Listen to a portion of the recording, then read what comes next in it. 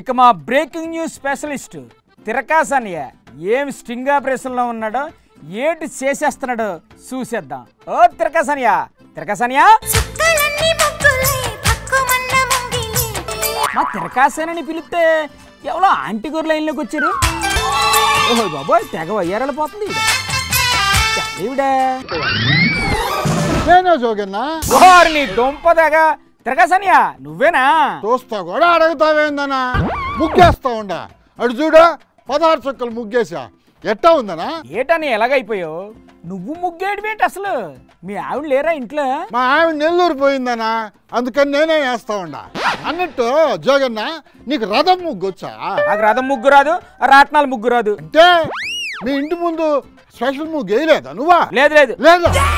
ఓయమ్మా, అంటే మీరు పండగ చేసుకోవట్లేదు అన్నమాట. పండగ ఇప్పుడేటుందని ఆ పండగ? ధనా, నువ్వు అటు మాట్లాడతావా? నాదేంద్ర మనోహర్ సార్ చెప్పింది వినలేదా నువ్వా? ఏం లేదు. ఏటన్నారు ఆయన గోరు? అందరూ ఇంటి ముందు ముగ్గులు వేసుకొని టపాసులు కాల్చి సంక్రాంతి దీపావళి పండగ చేసుకోవాలని చెప్పారు కదా, తెలీదా నీకా? మనందరం కూడా సంతోషంగా ఆనందించి సాయంత్రం ఈరోజు 6 కల్లా ప్రతి గ్రామంలోనూ, ప్రతి వార్డులోనూ, ప్రతి ప్రాంతంలో కూడా మనం అద్భుతంగా టపాకాయలు పేల్చి పండగ చేసుకోవాలా? దేనికి పండగ? దేనికని అడుగుతావేందనా? సుపరిపాలన ప్రారంభమయ్యే ఏడాది పూర్తయిన సందర్భంగా పండగ చేసుకోవాలంట అందరూ. ఓహో, అదే సంగతి. అందుకేనన్నా ముగ్గులు వేస్తా ఉండా.